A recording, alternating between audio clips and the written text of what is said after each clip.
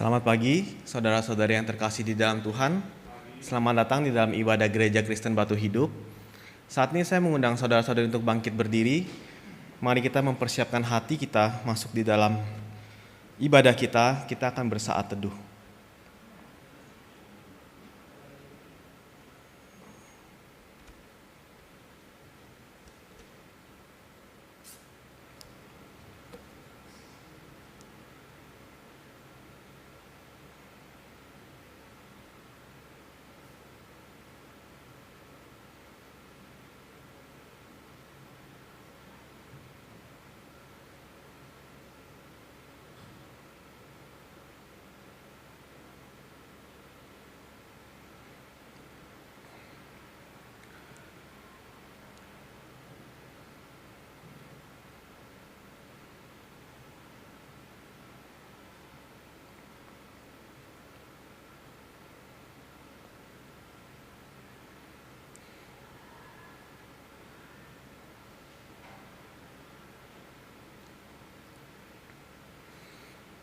Tuhanlah yang empunya bumi serta segala isinya, dan dunia serta yang diam di dalamnya.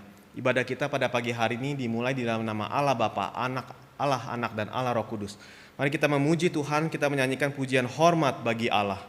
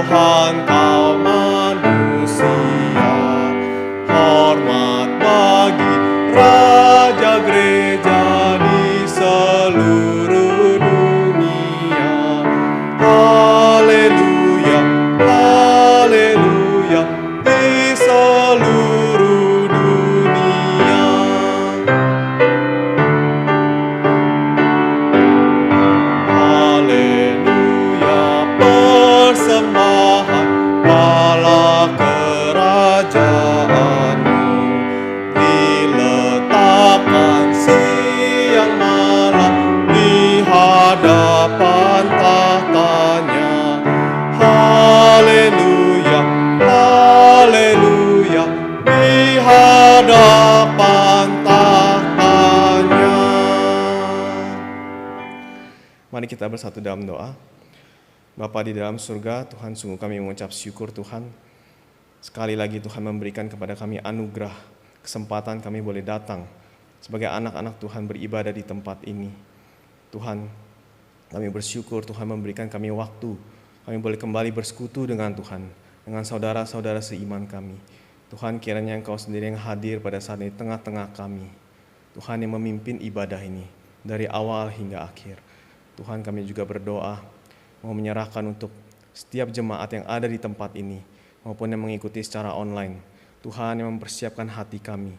Biarlah hati kami menjadi tanah yang subur pada saat nanti firman akan diberitakan. Biarlah setiap kami boleh mendapatkan berkat di dalam firman Tuhan. Dan juga untuk setiap puji-pujian yang akan kami naikkan. Terima kasih Tuhan, kami mau mengembalikan semua kemuliaan ini hanya ke dalam tangan Tuhan. Tuhan yang memimpin dari awal hingga akhir. Demikian juga untuk kelas sekolah minggu. Untuk setiap ibadah di seluruh dunia yang diadakan untuk menyembah Tuhan. Kiranya nama Tuhan yang boleh dipermuliakan. Di dalam nama Tuhan Yesus, Tuhan dan Juru Selamat kami yang hidup, kami berdoa dan mengucap syukur. Amin. Dengan tetap berdiri, kita akan mengucapkan pengakuan iman rasuli. Aku percaya kepada Allah, Bapa yang Maha Kuasa, Khalik langit dan bumi, dan kepada Yesus Kristus, Anaknya yang tunggal, Tuhan kita, yang dikandung dari Roh Kudus, lahir dari anak darah Maria, yang menderita sengsara di bawah pemerintahan Pontius Pilatus, disalibkan, mati dan dikuburkan, turun ke dalam kerajaan maut. Pada hari yang ketiga bangkit pula dari antara orang mati, naik ke surga, duduk di sebelah kanan Allah, Bapa yang Maha Kuasa, dan dari sana Ia akan datang untuk menghakimi orang yang hidup dan yang mati. Aku percaya kepada Roh Kudus, gereja yang kudus dan am, persekutuan orang kudus, pengampunan dosa, kebangkitan daging, dan hidup yang kekal. Amin. Mari kita kembali memuji Tuhan, kita menyanyikan lagu Hormat Diberi.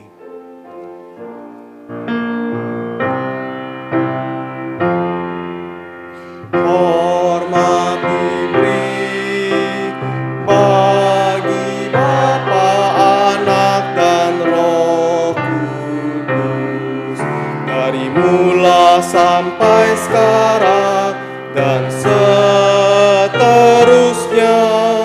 termulia. Amin. Amin. Berilah hormat padahu, berilah hormat pada Allah, berilah hormat padahu, patut pujilah terus. Puji Allah pemberi berkat, puji Allah segala bangsa, puji Allah yang tertinggi, puji Bapa, Putra, dan Roh. Berilah hormat padahu, berilah hormat padahu, mulia, mulia, mulia, mulia. Berilah hormat padanya, mulia, mulia, mulia, mulia. Berilah hormat padanya, berilah hormat padahu, berilah hormat pada Allah, berilah hormat padahu, patut pujilah terus. Puji Allah pemberi berkat, puji Allah segala bangsa, puji Allah yang tertinggi, puji Bapa, Putra, dan Roh. Berilah hormat padahu, berilah hormat padahu, mulia, mulia, mulia, mulia. Berilah hormat padanya, mulia, mulia, mulia, mulia. Berilah hormat padanya. Jemaat dipersilakan duduk.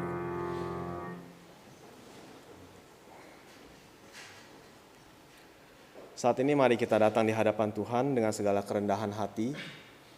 Kita mau berdoa masing-masing di dalam hati. Kita mau mengakui segala dosa dan kesalahan kita yang telah kita lakukan, baik dengan sengaja maupun tidak sengaja.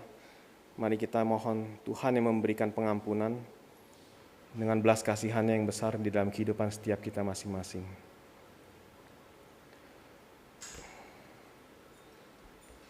Firman Tuhan di dalam 1 Yohanes 1 ayat 9 mengatakan, jika kita mengaku dosa kita, maka Ia adalah setia dan adil, sehingga Ia akan mengampuni segala dosa kita dan menyucikan kita dari segala kejahatan.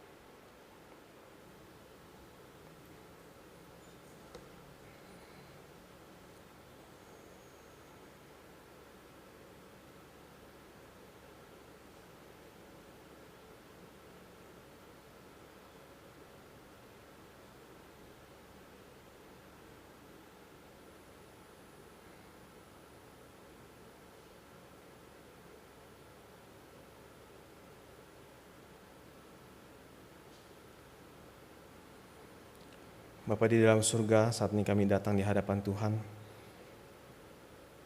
dengan segala kelemahan kami, dosa kami di hadapan-Mu. Engkau yang lebih mengenal setiap kami, Engkau yang mengetahui setiap pergumulan kami.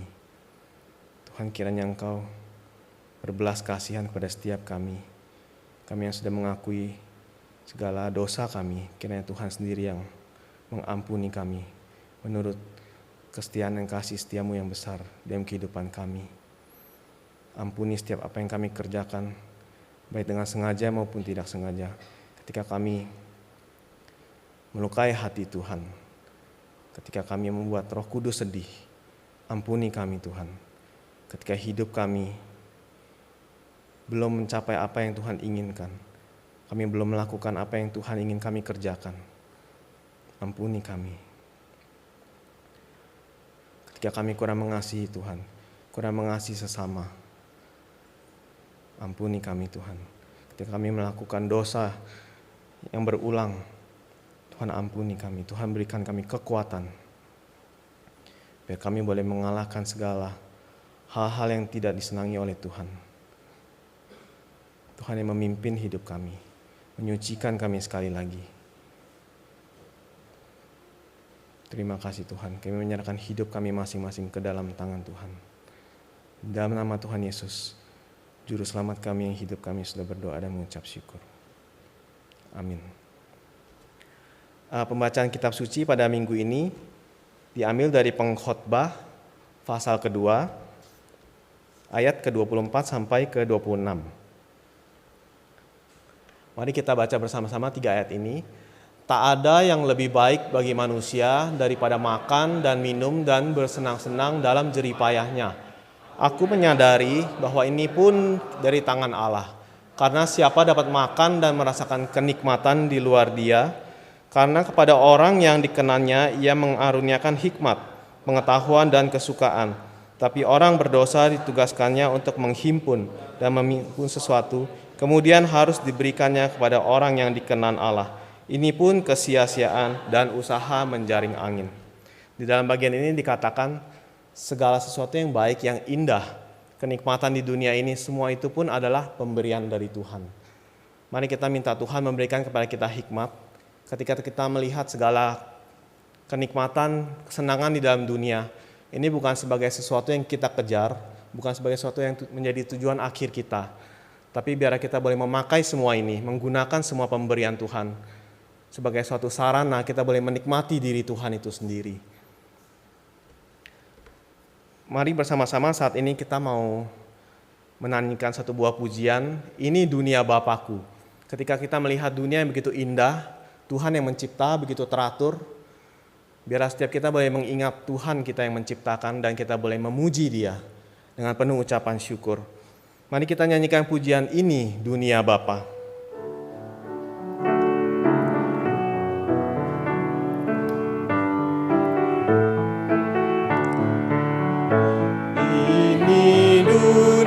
Bapa, hai mari dengarlah, langit bumi memuji Dia, bintang pun menggema.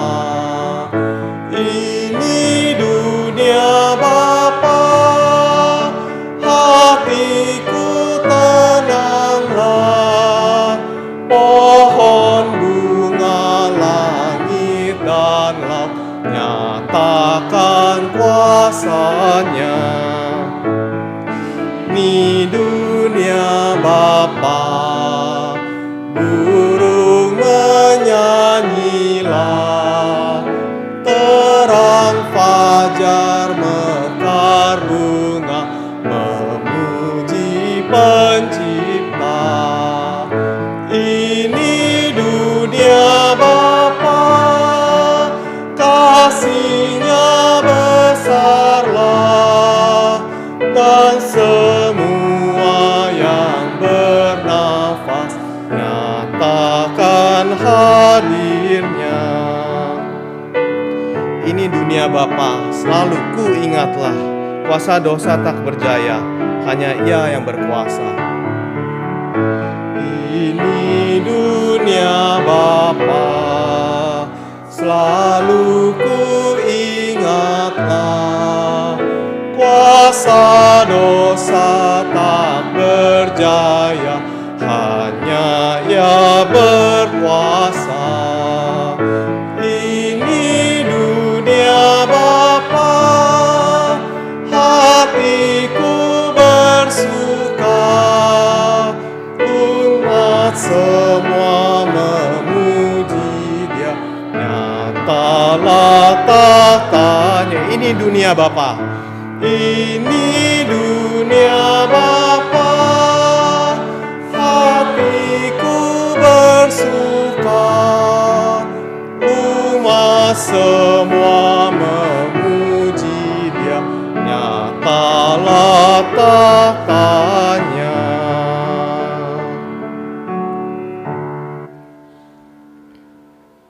Kita akan masuk ke dalam doa syafaat.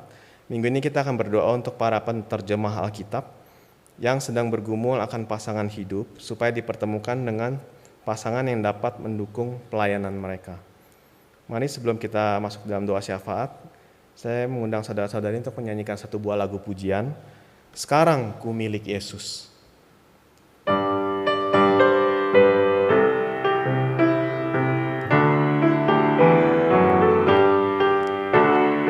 Tuhan Yesus mengasihi aku, tak kuasa lain mengalahkan Dia. Yesus berkorban bagi aku, sekarang ku miliknya.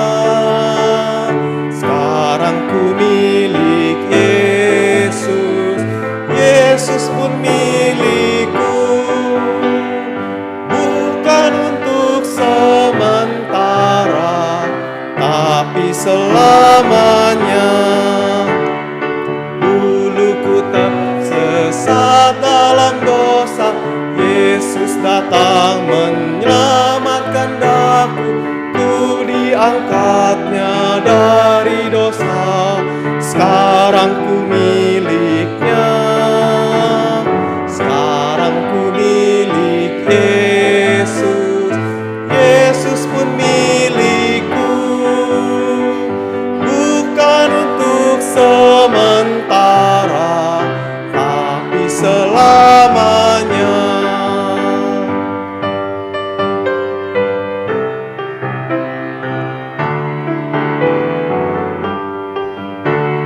Sukacita memenuhi kalbu, karena Tuhan menebus jiwaku. Ku selamatlah oleh darahnya, sekarang ku miliknya. Sekarang ku milik Yesus, Yesus pun milikku. Bukan untuk sementara, tapi selamanya. Sekarang ku milik Yesus, sekarang ku milik Yesus, Yesus pun milikku. Bukan untuk sementara, tapi selamanya. Sekali lagi, sekarang ku milik Yesus, sekarang ku milik Yesus, Yesus pun milikku. Bukan untuk sementara, tapi selamanya.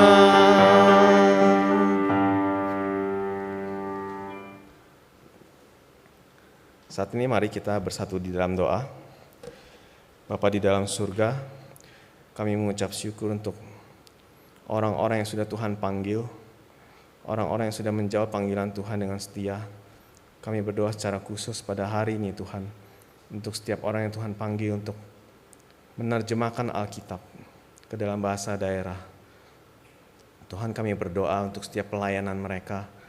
Mereka mungkin meninggalkan tempat tinggal mereka untuk jangka waktu yang lama. Tuhan yang tetap memelihara mereka.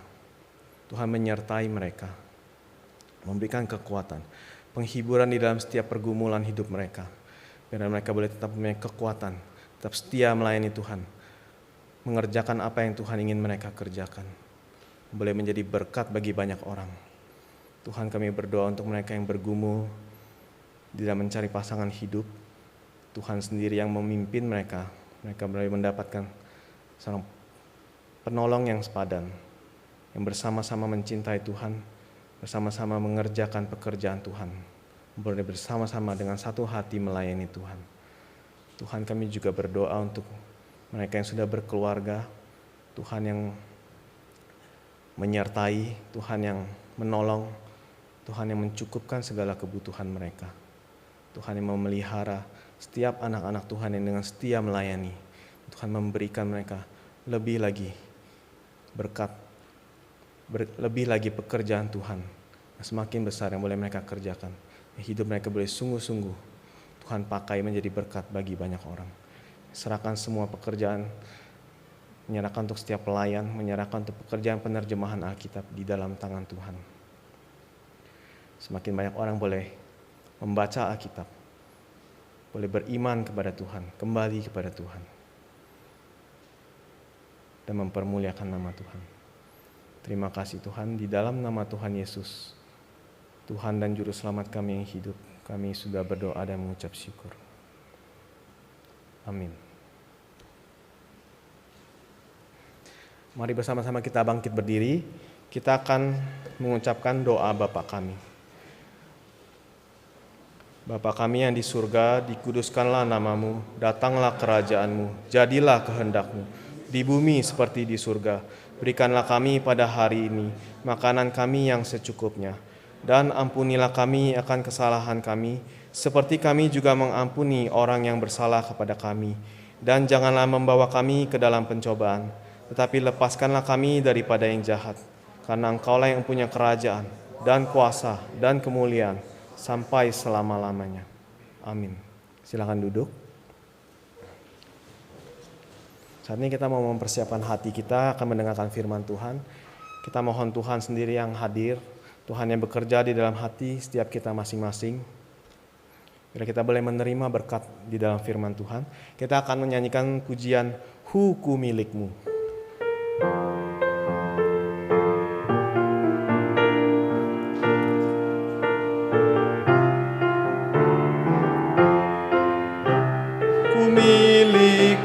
Kau pun milikku, kasih-Mu memuaskan daku.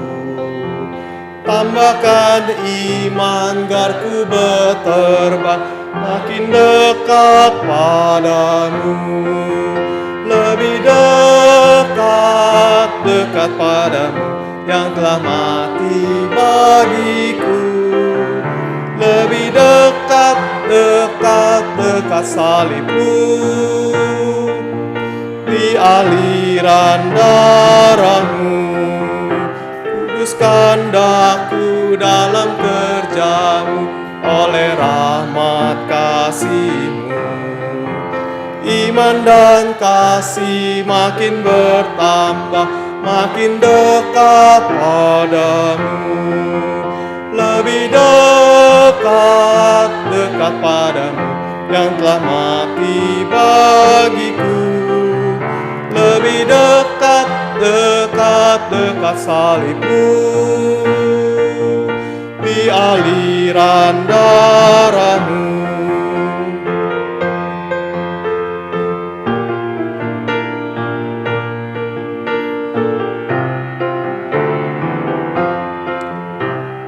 Terdalam girang terbesar telah nyata padaku. Ku sandar Tuhan, hapuskan dosa, mulia Tuhan telah nyata. Lebih dekat padamu, yang telah mati bagiku. Lebih dekat salib-Mu. Di aliran darah. Kita nyanyikan bait ketiga sekali lagi. Kasih terdalam, girang terbesar, nyata padaku. Ku sandar Tuhan, hapuskan dosa. Si terdalam, girang terbesar, telah nyata padaku. Ku sandar Tuhan, hapuskan dosa, mulia Tuhan telah nyata. Lebih dekat padamu, yang telah mati bagiku. Lebih dekat salib-Mu. Di aliran darah-Mu. Lebih dekat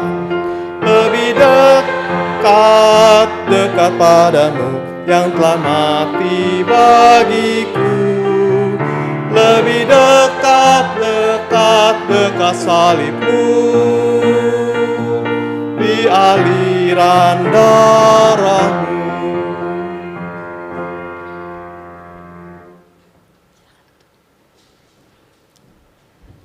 kita berdoa.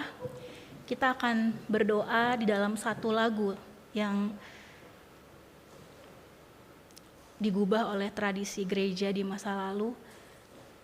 Jikalau Bapak Ibu Saudara kurang bisa menangkap maknanya, mari kita dengarkan secara perlahan, biar Roh Kudus yang menjadi penenang melalui lirik ini.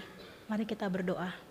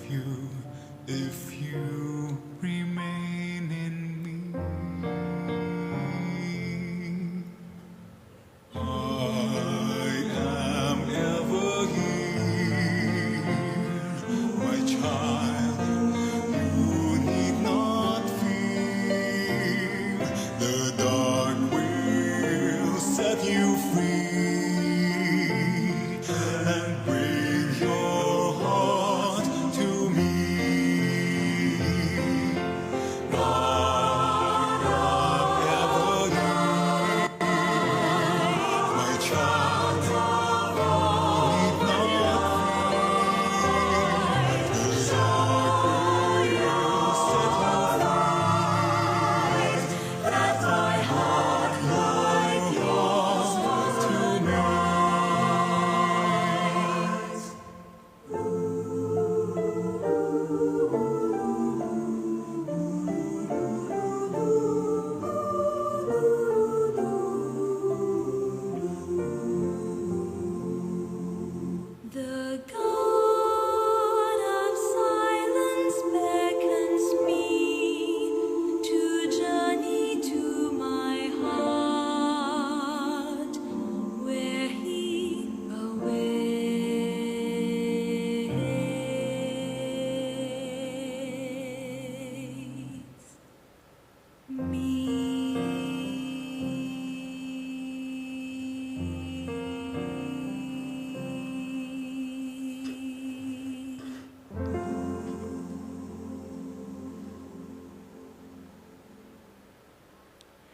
Allah Sang Hening yang memanggil kami untuk menapaki perjalanan ke dalam batin kami, di mana kami menanti dan Engkau menanti.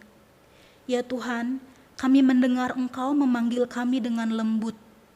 Kepadamu kami datang untuk memandang sekilas keindahan wajah-Mu yang tak dapat kulihat dengan kasat mata, namun dengan mata jiwa kami.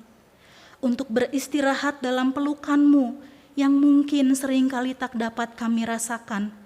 Untuk tinggal dalam cinta-Mu yang kadang menyakitkan namun manis.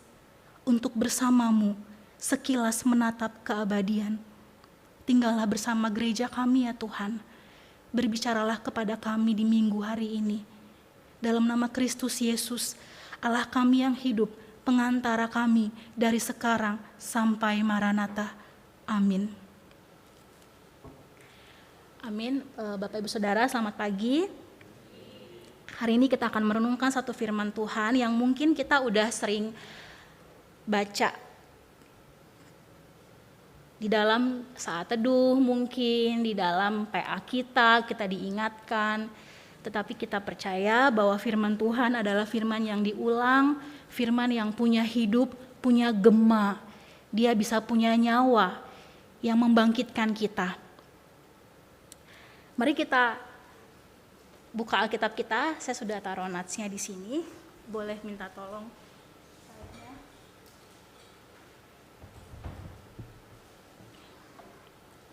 Oke. Siapa yang menyentuh jubahku, ya, garments atau clothes, tapi lebih tepat itu jubah.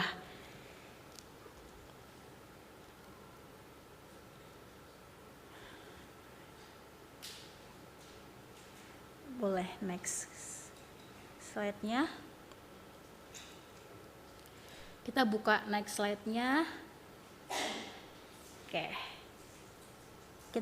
Kita baca ya dari Markus 5, kita baca bergantian ya, saya dulu ayat 25, nanti Bapak Ibu Saudara yang terkasih ayat 26, demikian seterusnya. Markus 5 ayat 25 sampai 28, namun ini hanya sebagian, tapi nanti bagian belakang saya akan membacakan dari firman Tuhan. Markus 5 ayat 25 sampai 28. Adalah di situ seorang perempuan yang sudah 12 tahun lamanya menderita pendarahan.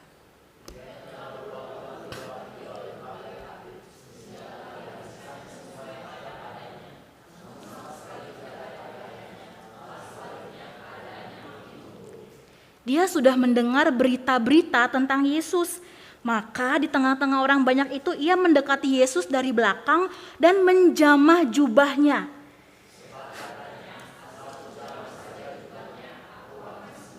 Ya, amin. Sedikit agak kita ribet sedikit di dalam masuk di dalam next teologi ya, sedikit aja. Jadi Markus 5 ini sebenarnya kalau di dalam pelajaran di seminari itu namanya sandwich teknik ya. Jadi satu pasal ada 3 cerita. Tapi tengah-tengahnya itu kayak dijepit. Nah, katanya sandwich teknik itu di tengah-tengah itu yang paling dalam gitu. Kalau makan sandwich burger yang paling enak yang mana? Tengahnya ya. Kayaknya orang-orang yang mempelopori bikin itu kayaknya dari sini deh. Dari firman Tuhan. Bahkan firman Tuhan dalam hal makan juga ada ide ya. Ya, emang karena Tuhan kan suka makan. Nanti kan kita ketemu dengan Tuhan, kita akan mengadakan perjamuan dan gereja kita juga sangat menghargai dengan makan ya. Kita bisa bersyukur banget.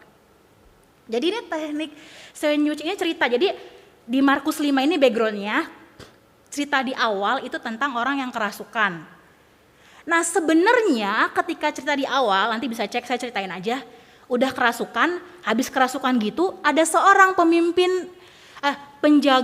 penjaga sinagog. Penjaga sinagog itu kayak yang ngaturin hari A, imam siapa yang membacakan Taurat. Nah, pemimpin penjaga sinagog itu namanya Yarius.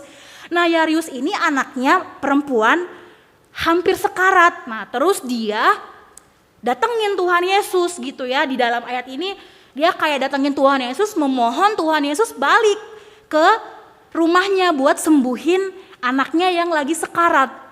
Harusnya buru-buru dong. Tapi dia kecegat di tengah-tengah, ketemu si perempuan yang lagi sakit. Keren ya. Jadi satu cerita, katanya memang Markus ini detail ya. Ada yang bilang Injil-Injil lain sumbernya ngambil dari Markus, tapi ada yang bilang juga ya enggak, itu perdebatan teologis yang kita tidak terlalu usah pusingin. Yang penting Tuhan Yesus telah menjadi manusia, menjadi daging, dan dia bersama-sama dengan kita, dan dia adalah Immanuel. Itu yang paling penting. Jadi kita balik ke sini. Nah, harusnya Tuhan Yesus itu dari bagian atas abis nyembuhin yang kerasukan, dia ke rumah Yairus, tapi di tengah-tengah dicegat sama perempuan yang pendarahan. Jadi kalau baca Alkitab itu kita akan temuin hal-hal yang kita kadang agak kurang bisa lebih mendalami ya. Makanya Tuhan itu kirim mereka-mereka yang punya hati mendalami Alkitab, dan kita bersyukur karena masing-masing Tuhan memang ada panggilannya. Jadi namanya ini sandwich teknik ya. Jadi di tengah-tengah itu sebenarnya yang paling penting. Semuanya penting ceritanya. Di awal Tuhan Yesus nyembuhin yang kerasukan, di akhir memang tujuan akhirnya nyembuhin anaknya Yairus. Tapi di tengah-tengah itu kayak semacam kayak ada delay gitu ya, delay. Jadi sebenarnya kalau dalam hidup kita banyak delaynya, nggak apa-apa. Ada sesuatu yang Tuhan mau kerjakan. Dalam hal ini kalau kata para teolog, sebagian seolah-olah kayak ada delay nih, lambat banget karena nanti di tengah-tengah si anak perempuannya Yairus itu meninggal gara-gara Tuhan Yesus kecegat di tengah-tengah nyembuhin perempuan, ada delay.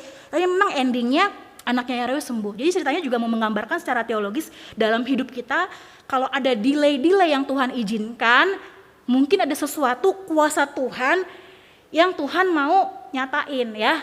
Saya juga delay banget dulu dari seminari ya, bertahun-tahun baru Tuhan izinkan lulus gitu, dengan cara yang ajaib. Jadi kadang-kadang kalau kita ngerasa kok hidupku ya banyak delaynya deh, banyak lambatnya, kayak terlambat nih Tuhan nih ngelakuin sesuatu nih, terlambat. Tapi di Alkitab dibilang gak apa-apa ada delay, karena ada sesuatu. Jadi seolah-olah cerita perempuan pendarahan di tengah-tengah ini kayak menghambat perjalanan Tuhan Yesus untuk nyembuhin anaknya Yairus, sampai di tengah-tengah dibilang anaknya udah mati nih gitu ya. Tapi kita sekarang fokusnya ke perempuan penyakit pendarahan, nggak fokus ke anaknya Yairus yang disembuhin. Jadi tadi namanya sandwich teknik. Jadi kalau baca Alkitab ada satu pasal 3 cerita itu namanya sandwich teknik. Nah biasanya yang tengah-tengah itu katanya yang paling menonjol gitu. Oke. Alkitab tuh jelas-jelas kasih tahu ya, langsung detail. Jadi ada seorang yang penyakit pendarahan.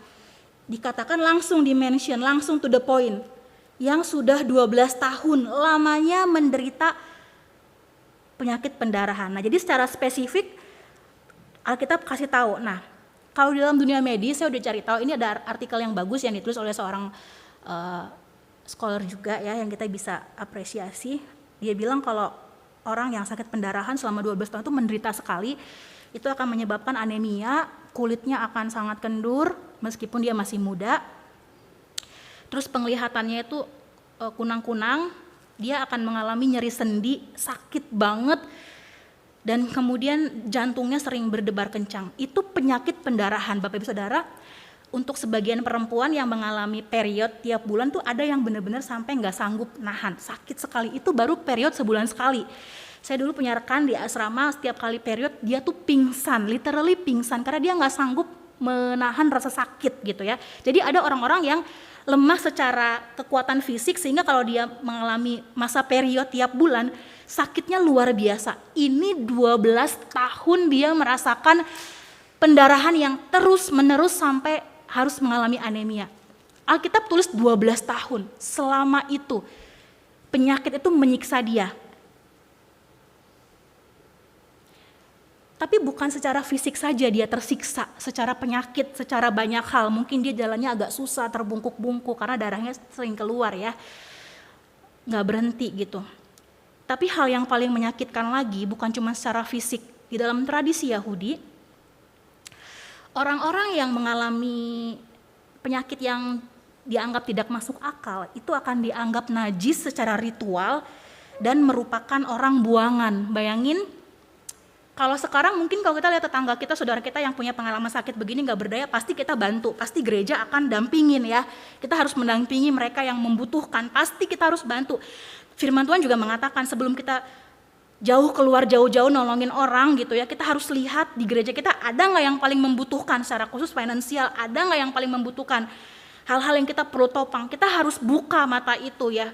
Jadi zaman itu tuh nggak kayak gitu. Kalau orang sakit, apalagi sakitnya itu nggak masuk akal, dianggap najis, keluar darah terus.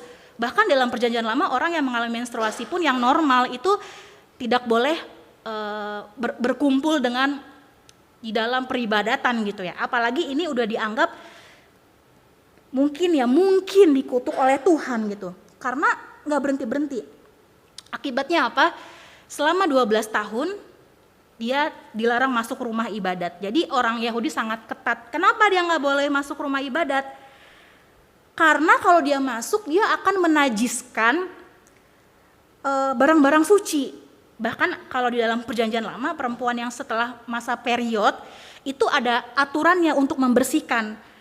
Inilah itu baru dia boleh mengikuti ibadah dengan rakyat umat Tuhan yang lain. Jadi ada aturan pembersihannya. Nah jadi orang yang keluar darahnya meskipun itu normal, itu pun ada aturan pembersihannya. Apalagi ini dianggap nggak sembuh-sembuh, tidak sembuh-sembuh gitu. Dan dia pasti terkucilkan, dia nggak boleh masuk, bahkan saking menyedihkannya dia pun tidak boleh berjumpa dengan Tuhan. Aduh ngeri sekali ya zaman itu ya. Memang kadang-kadang situs agama itu paling mengerikan bagi orang-orang marginal, yang dianggap marginal. Tapi kita punya Tuhan Yesus yang gak kayak gitu. Jadi dia dalam Alkitab, Markus tulis seorang perempuan yang sangat-sangat rapuh ya, secara sosial juga, secara fisikal juga. Dan dia sadar akan dirinya yang najis, bukan cuman sakit fisik, gak mampu, darahnya keluar terus 12 tahun. Dia menyadari bahwa dia najis. Tadi kita udah belajar dalam tradisi Yahudi, orang najis tidak boleh berdekatan dengan orang yang tidak najis, karena akan jadi najis. Apalagi berdekatan dengan pemimpin agama, itu gak boleh banget. Dan dia tahu akan hal itu. Di dalam satu jurnalnya ya, seorang penulis jurnal ini adalah seorang ortodoks. Jadi dia menulis jurnal ini untuk mengkritik para pemimpin tradisi di ortodoks. Jadi saya baru tahu Bapak Ibu Saudara, saya juga baru tahu tradisi ortodoks itu dulu kan sampai sekarang saya sangat menghormati penulis-penulis mereka yang sangat luar biasa sih. Meskipun kita dari tradisi reform kita boleh membaca tulisan rohani mereka baik sekali. Jadi ternyata di tradisi ortodoks itu kalau ada perempuan yang lagi wanita yang mengalami menstruasi itu nggak boleh masuk gereja sebagian. Saya baru tahu gitu. Saya langsung menjaga jarak. Wah, ternyata tidak sebagus yang saya pikir ya. Tapi tidak semua. Makanya si penulis ini nulis jurnal itu kan karya akademis yang bisa dipertanggungjawabkan. Dia nulis kepada tradisinya. Tapi ada masa-masa dia tulis backgroundnya dulu. Nah jadi 7 step ini yang ditulis oleh si penulis ortodoks ini. Pertama, dalam keadaan dia yang sakit, dia tuh sedang mengalami ya. Kemudian dia itu telah menderita, step yang kedua. Yang ketiga, dia telah menghabiskan ya. Jadi dalam bahasa Yunani itu indah sekali, ada kayak rangkaian-rangkaiannya. Telah menghabiskan apa? Uang. Jadi selama 12 tahun dia bukannya yang kayak diam-diam gitu ya, kemudian nunggu mujizat Tuhan. Dia pasti udah ke banyak tabib dan mungkin juga dia udah berdoa secara diam-diam, kita nggak tahu. Tapi yang jelas Alkitab mengatakan dia juga kehabisan duit. Kemudian udah kehabisan duit, dia nggak dapat apa-apa. Dan keadaannya makin memburuk. Eltousa itu ya di ayat 26, dia makin memburuk. Jadi stepnya tuh makin hari makin lama makin turun. Tapi di tengah-tengah dia mendengar Tuhan Yesus, seperti ada pengharapan gitu. Akhirnya di 27 dia mendekat kepada Tuhan Yesus. Dari 7 step ini ya kadang-kadang saya mikir, bukan kadang-kadang, kalau orang tuh udah mentok udah lakuin apapun, pada akhirnya harus datang ke Tuhan sih. Hidup kita yang paling mentok itu kadang-kadang sering harus balik ke Tuhan. Kita mungkin seringkali dibuat mentok supaya balik ke Tuhan, sujud, berlutut, menangis, mengemis, mentok gitu. Jadi 7 step ini bagus banget saya pikir. Di terakhir dia udah lakuin semuanya sebisa mungkin, tapi gak bisa. Endingnya dia datang ke Tuhan Yesus. Tadi kan kita bilang nih, dia itu kan sadar dirinya najis. Pasti dia orang Yahudi karena dia ngerti konsep kenajisan. Tapi karena dia udah mentok dan dia tahu bahwa kalau dia pegang imam atau pegang pemimpin agama, si pemimpin agama pasti juga najis. Tapi entah kenapa dia kayak udah hopeless. Orang kalau udah hopeless mungkin ya udahlah Tuhan, udah nggak ngerti apapun yang terjadi, udah mentok. Dia tuh kayak berpikir gini, mungkin najis nih si Tuhan Yesus yang saya pegang karena udah mentok. Tapi ya udah diam aja gitu ya. Jangan kayak teriak-teriak kayak yang tadi kan, kalau Yarius kan minta tolong datang ke Tuhan Yesus, yang kerasukan iblis, kerasukan setan itu kan juga minta tolong ke Tuhan Yesus. Jadi secara terang-terangan, kalau dia nggak terang-terangan dia kayak diam. Kenapa? Dia tahu dia najis, dia itu tahu dia tuh terkucilkan secara kerohanian. Dia tahu seolah-olah dia kena kutuk, jadi dia nggak boleh terang-terangan minta tolong. Dia nggak boleh terang-terangan nih. Makanya dia bilang di ayat 28, asal aku jamah nih ya, jubahnya nih ya, asal aku jamah nih jubahnya ya, aku pasti sembuh. Jadi dia tuh kayak di tengah kerumunan, dia udah nggak berani mention dirinya, nih aku tolong nih, aku pendarahan. Dia nggak berani. Dia cuma mikir, kita coba mengimajinasikan, kalau kata Ignatius Loyola, coba cerita Alkitab tuh diimajinasikan. Ignatius Loyola seorang rahib dari gereja saudara kita, coba kita imajinasikan berkerumun, terus dia mungkin darahnya sedikit menetes dan dia sangat rentan, kan zaman dulu pakai kerudungnya, terus dia mungkin menyelinap, dikatakan dalam artikel itu dia menyelinap, gak usah panggil-panggil, aku mau sentuh jubahnya Tuhan Yesus. Nah, sebagian para teolog itu mengatakan jubah itu ada rumbai-rumbainya. Jadi jubah orang Yahudi itu entah kenapa mungkin ada rumbainya. Jadi dia pikir, dijamah aja mungkin, aku pasti sembuh deh. Nah, iman kayak gini, iman kayak gimana ya? Dan memang ada humor di sini ya, ada humornya. Jadi sebenarnya Tuhan Yesus itu pribadi yang suka humor. Jadi kalau pemimpin besar kayak Tuhan Yesus, dia Tuhan, dia juga punya humor. Kita seringkali lihat Tuhan Yesus kayak serius, tapi dia tuh ada humornya ya Bapak Ibu Saudara. Kalau kita teliti Alkitab, dia suka ngelucu gitu. Terus dia tanya, kan dia, nah waktu si perempuan pendarah ini dia bilang asalku jamah saja jubahnya, dia sembuh kan. Jadi kayak diambil gitu dari kejauhan, pasti dia sembuh. Dan benar, dia langsung merasakan sesuatu yang berbeda. Dan ketika itu Tuhan tanya, siapa yang pegang jubahku? Siapa nih yang pegang? Terus murid-muridnya bilang apa di sini? Tuhan atau guru, orang-orang kan banyak nih di sekitar kamu nih, ya pasti dipegang dong, nggak mungkin nggak dipegang. Tapi pertanyaan siapa itu bukan Tuhan Yesus, kayak nggak tahu, itu kayak Tuhan Allah lihat Adam dan Hawa bersembunyi. Adam, Hawa kamu di mana? Mereka bersembunyi karena mereka berdosa. Kalau perempuan ini karena dia udah hopeless dan mungkin dia berasa dia berdosa juga, karena apa? Dia kan najis, nggak boleh pegang yang suci. Pasti dia juga merasa dia berdosa, makanya dia diam-diam. Dan Tuhan tanya, seperti Tuhan Allah tanya ke Adam dan Hawa, karena mereka beneran berdosa dan ini dia nggak berdosa tapi dia merasa aja berdosa. Siapa yang pegang jubahku? Murid-muridnya mungkin kebingungan. Ya, murid-murid emang selalu kebingungan kok kalau sama Tuhan Yesus. Tuhan Yesus mau bicara apa? Dia nggak ngerti. Kita juga seperti itu, kadang-kadang kita bingung sama ikut Tuhan Yesus, kadang-kadang membingungkan. Dan murid-muridnya bilang, ayat 31, murid-muridnya menjawab, engkau melihat bagaimana orang-orang ini berdesak-desakan dekatmu, dan engkau bertanya, siapa yang menjamah aku? Nah, muridnya masih nggak ngerti, tapi Tuhan tahu ada kuasa yang keluar dari dirinya. Tapi si perempuan ini kan tidak tahu nih pribadinya Tuhan Yesus, makanya di ayat 33a dia kan takut kan. Mungkin dia cuma dengar Tuhan Yesus hebat nyembuhin penyakit, tapi dia nggak bener literally ngerti pribadi Tuhan Yesus, makanya dia ketakutan. Karena dia tidak mengenal secara personal Tuhan Yesus ini pribadinya seperti imam-imam yang lain kah yang yang merasa najis gitu atau gimana. Makanya di ayat 33 dikatakan perempuan itu yang menjadi takut dan gemetar ketika mengetahui apa yang telah terjadi atas dirinya. Jadi ada humor di sini. Humornya Tuhan tanya siapa yang pegang jubahku, padahal orang berdesak-desakan kata murid-murid. Dan dalam cerita ini juga si perempuan ini cuma dengar Tuhan Yesus hebat tapi dia nggak ngerti, dia belum mengenal pribadi Tuhan Yesus seperti apa. Dia merasa aduh jangan-jangan nih Tuhan Yesus marah nih karena dia jadi najis aku pegang. Tapi apa yang terjadi ya? Ini pasti mengagetkan si perempuan ya.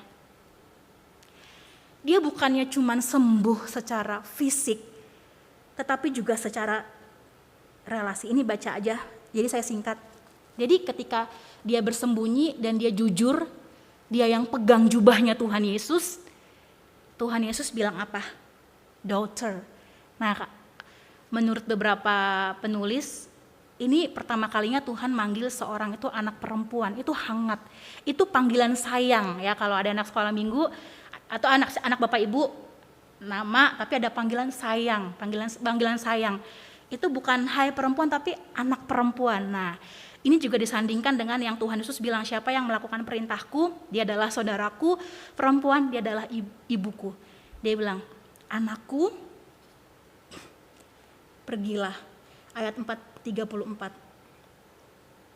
Maka katanya kepada perempuan itu, hai anakku, imanmu telah menyelamatkan engkau. Pergilah dengan selamat dan sembuhlah dari penyakitmu. Nah, pergilah dengan selamat ini bukan cuman sekedar pergi ya, tetapi pergi yang menandakan bahwa damai itu beserta kamu selama-lamanya. Makanya tradisi gereja mengatakan perempuan yang pendarahan ini kita bisa percaya bisa nggak percaya karena itu kan tradisi gereja gitu ya. Katanya perempuan ini menjadi seorang orang Kristen yang disebut sebagai Saint Veronica, tapi kita nggak tahu. Tapi dari dia memegang jubah Tuhan Yesus dan dia melihat Tuhan Yesus ternyata pribadi yang lembut dan dia dipanggil anak. Kamu bukan cuma sembuh secara fisik, tetapi relasi. Kamu adalah bagian daripada keluargaku. Wah, itu pasti membuat dia berkesan banget ya. Pasti di situ kita tidak jelasin secara detail, pasti dia ada satu kehangatan yang menghampiri dirinya. Dia bukan sembuh secara fisik, tapi di dalam kesembuhan fisik dia mengalami pemulihan relasi dan dia langsung dipanggil anak sama juru selamat Tuhan Yesus yang hadir di dunia yang berinkarnasi. Dia dipanggil anakku. Pergilah dengan damai. Pergilah ini bawa relasi kita. Pergi bukan cuma sembuh secara fisik, bawa aku di dalam hatimu. Jadikan aku sebagai Tuhan dan juga sahabatmu atau kekasih hatimu yang mungkin selama ini kamu kosong, kamu perempuan gak berdaya, apalagi zaman dulu perempuan kalau gak punya suami atau kalau punya suami gak punya anak, dia juga dianggap perempuan yang gagal secara sosial, tapi kamu pergi. Aku bersama dengan kamu, aku menjadi pribadi yang paling dekat. Ini satu cerita yang kisah yang luar biasa sekali ya. Kalau benar akhirnya dia jadi Saint Veronica, jadi ibu gereja ya, ibu gereja yang setia kepada Tuhan. Kalau benar luar biasa. Tapi kalaupun dia tidak jadi ibu gereja, ya pasti dia jadi orang yang beriman. Entah kenapa saya percaya itu. Pasti dia punya satu paradigma yang berubah gitu. Karena apa? Asalku jamah saja, aku pasti sembuh. Enggak perlu minta persetujuan, Bang, kita akan mendapatkan satu gantungan kunci. Satu Alkitab itu 110.000. Bagi teman-teman yang tergerak boleh ikut berbagian. Untuk selanjutnya persekutuan doa kita setiap hari Rabu secara onsite jam 7 malam di bawah, di lantai bawah gereja ini. Lalu setiap hari Kamis kita ada pendalaman Alkitab oleh Ibu Inawati Teddy. Kita sudah sampai di kitab Samuel. Diharapkan saudara-saudari bisa ikut. Mari kita bertumbuh bersama di dalam pengenalan akan firman Tuhan. Selanjutnya untuk rekening operasional gereja 7762 dan bagi saudara-saudari yang ingin mendukung misi, boleh mengirimkan ke 7722. Sekian untuk Warta Minggu ini. Beberapa hari yang lalu saya mendengarkan khotbah Pendeta Billy Kristanto di YouTube. Khotbah itu cukup menegur saya. Di dalam khotbah itu tentang perumpamaan tentang uang mina. Pendeta Billy mengatakan orang Kristen yang tidak berbuah itu adalah suatu kejahatan di mata Tuhan. Jadi dalam cerita itu ada suatu bangsawan, dia mau pergi ke tempat yang jauh, lalu dia memanggil 10 hambanya. Dan masing-masing hambanya itu diberikan satu uang mina. Nah, pada waktu bangsawan itu udah pergi dan udah kembali, dia memanggil kembali hamba-hambanya. Lalu di Alkitab dicatat 3 orang yang memberikan respon. Yang pertama itu, hamba itu mengatakan, ini uang Tuhan, 1 mina ini sudah menghasilkan 10 mina. Lalu tuannya itu mengatakan, kau hamba yang baik dan setia, aku akan memberikan kepada kau kekuasaan untuk 10 kota. Lalu hamba yang kedua mengatakan, aku sudah menghasilkan 5 mina. Lalu Tuhan itu pun mengatakan, aku memberikan kau kuasa atas 5 kota. Nah, pada yang ketiga ini dia mengatakan, ini aku kembaliin 1 minanya. Dia tidak ambil, tapi dia juga tidak menghasilkan apa-apa.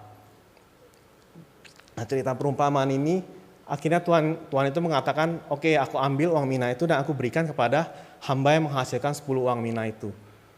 Cerita perumpamaan ini menjadi suatu peringatan bagi kita, menegur kita, setiap kita. Mari kita yang sudah menerima segala berkat dan anugerah Tuhan, keselamatan, segala kebaikan Tuhan. Mari kita minta pertolongan Tuhan, biar kita boleh berbagian di dalam setiap pekerjaan Tuhan, apapun profesi kita. Tuhan boleh memakai hidup kita, hidup yang berbuah untuk kemuliaan Tuhan.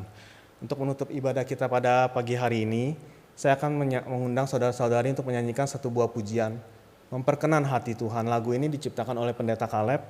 Di dalam lagu ini dikatakan, aku tidak mau hidup percuma, tiada hasilnya. Tolong aku giat Tuhan, menggunakan setiap waktu. Menyenangkan hati Tuhan, inilah doaku.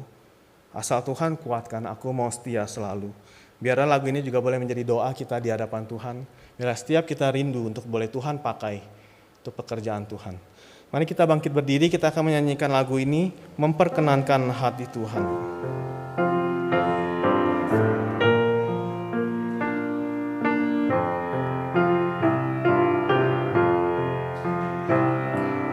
Tak mau hidup percuma, tiada hasilnya. Tolong ku giat Tuhan, gunakan setiap waktu. Menyenangkan hati Tuhan, inilah doaku. Asal Tuhan kuatkan, ku mau setia selalu. Ku tak mau hidup percuma, tiada hasilnya. Tolong ku giat Tuhan, gunakan setiap waktu. Menyenangkan hati Tuhan, inilah doaku.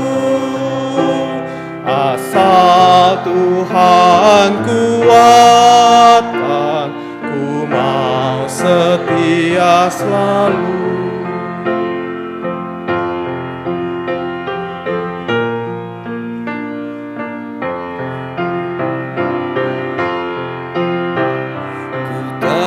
Mau hidup percuma, tiada hasilnya.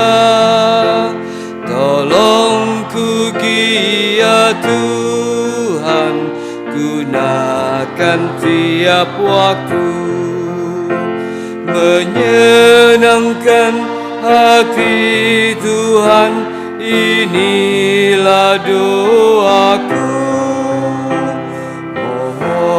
Tuhan kuatkan, ku mau setia selalu. Sidang jemaat yang dikasih Tuhan, pulanglah dalam damai sejahtera Tuhan dan terimalah berkat daripadanya. Kiranya anugerah, kasih karunia dan damai sejahtera yang dari Allah Bapa, keselamatan dan kuasaan yang sudah diberikan kepada kita oleh Allah Anak, yaitu Yesus Kristus yang sudah mati dan bangkit bagi kita, penyertaan, penghiburan dan persekutuan dari Allah Roh Kudus, hari ini berkat dari Allah Tritunggal turun dan tercurah atas kita semua, sekali lagi memenuhi hidup kita, menuntun hidup kita, mulai hari ini, setiap hari, setiap langkah, sampai kita bertemu dengan Tuhan muka dengan muka. Amin.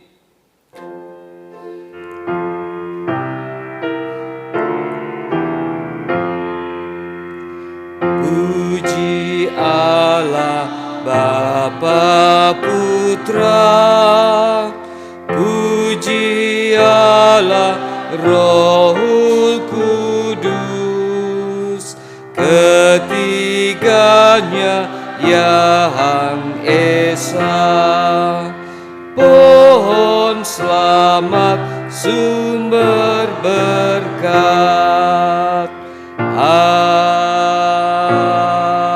Amin. Silakan duduk, saat duduk ibadah selesai.